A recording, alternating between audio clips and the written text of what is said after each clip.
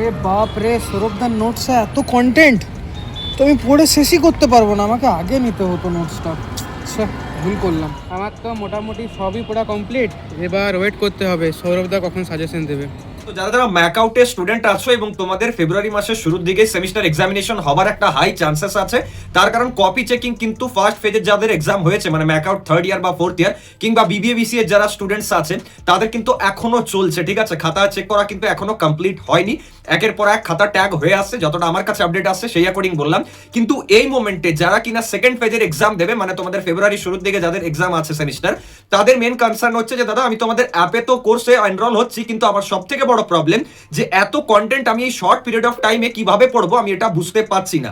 এবং সেই থটটা আসা খুব স্বাভাবিক। সাপোজ যে 3 মাস আগে থেকে পড়ছে কোর্স এনরোল হয়ে, বা সাপোজ যে হয়তো 4 মাস আগে এনরোল হয়ে পর পড়াশোনা শুরু করে দিয়েছে, তার জায়গায় তুমি যদি নিজেকে রাখো তাহলে তুমি কখনোই সিঙ্ক করতে পারবে না। তাহলে একটা স্মার্ট স্ট্র্যাটেজি তোমাকে কিন্তু ফলো করতে হবে। ভালোভাবে বলছি শোনো, দেখো এটা পুরোটাই ডিপেন্ড করে যে এখন তোমার হাতে কতদিন টাইম আছে। তো মোরারলেস যদি 1 মাসের কাছাকাছি টাইম আছে এবং 1 মান্থ স্ট্র্যাটেজি যদি আমরা দেখি ম্যাকআউট সেমিস্টারে, তাহলে শুরু করবে তুমি চ্যাপ্টার ওয়াইজ নোটস দিয়ে। দেখবে তুমি যে কোনো সাবজেক্টের কোর্সে এনরোল হয়েছো আমাদের অ্যাপে, সেই সাবজেক্টে কিন্তু সিলেবাস কভার করা আছে চ্যাপ্টার ওয়াইজ নোটস দিয়ে পর।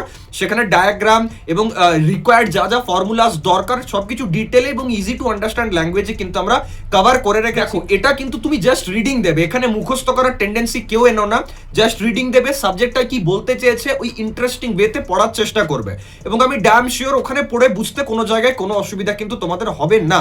নেক্সট যেটা PYQ plus PYQ relevant questions বলে একটা সেকশন আছে, ওখানে তোমরা উইথ অ্যান্সার প্রতিটা কোশ্চেন পাচ্ছ। সেই কোশ্চেনও পাবে যেগুলো প্রিভিয়াস ইয়ার এসছে, আবার সেই কোশ্চেনও পাবে যেটা হয়তো অন্য কোনো ইউনিভার্সিটির সেমিস্টার এক্সামিনেশন এসছে এবং আমাদের যারা সাবজেক্ট ম্যাটার এক্সপার্টস বা যে ফ্যাকাল্টিরা আমাদের সাথে কানেক্টেড তাদের মনে হয়েছে যে এই বছরের জন্য ওই কোশ্চেনগুলো ইম্পর্টেন্ট। তাহলে ওই কোশ্চেন অ্যান্সারগুলো চেষ্টা করো একটু মুখস্থ করার। যদি ডায়াগ্রাম পাচ্ছ, যদি ফর্মুলা পাচ্ছ, চেষ্টা করো ওটাকে খাতায় নোট ডাউন করে একটু লিখবার, তাহলে কি হয় পরীক্ষার সময় রিকল করতে সুবিধা হয়। এরপর চেষ্টা করো মক টেস্ট বলে যে সেকশনটা আমরা অ্যাড করেছি, যেটা কিনা ম্যাকআউটের কিছু ফ্যাকাল্টি যারা আমাদের টিমে নতুন জয়েন করেছেন, সেগুলো চেষ্টা করো তোমরা একদম খাতায় কলম নিয়ে পর টেস্ট দেবার। ওটাতে কি হবে তুমি বুঝতে পারবে যে তোমার প্রিপারেশনটা কতটা লেভেলে গেছে। এবার হ্যাঁ, অনেক স্টুডেন্ট থাকবে যারা তো ভয় খেয়ে যাবে, দাদা আমার দুটো সার্কিট করতে পারছি না, দাদা আমি ডিএস এর এই কোশ্চেনটা করতে পারছি না। ঠিক আছে, কোনো প্রবলেম নেই, কারণ আমরা ইচ্ছে করে মক টেস্টের স্ট্যান্ডার্ডটাকে একটু ডিফিকাল্ট রেখেছি, বাট এই ওভারঅল যে প্রিপারেশন গাইডটা দিচ্ছি এটাতে কিন্তু তোমাদেরই হেল্প হবে। আর এটাকে যদি আরো বুস্ট করতে চাও তাহলে ফ্রি অফ কস্ট আমাদের চ্যানেলে তো লাইভ সেশন হচ্ছেই রেগুলার,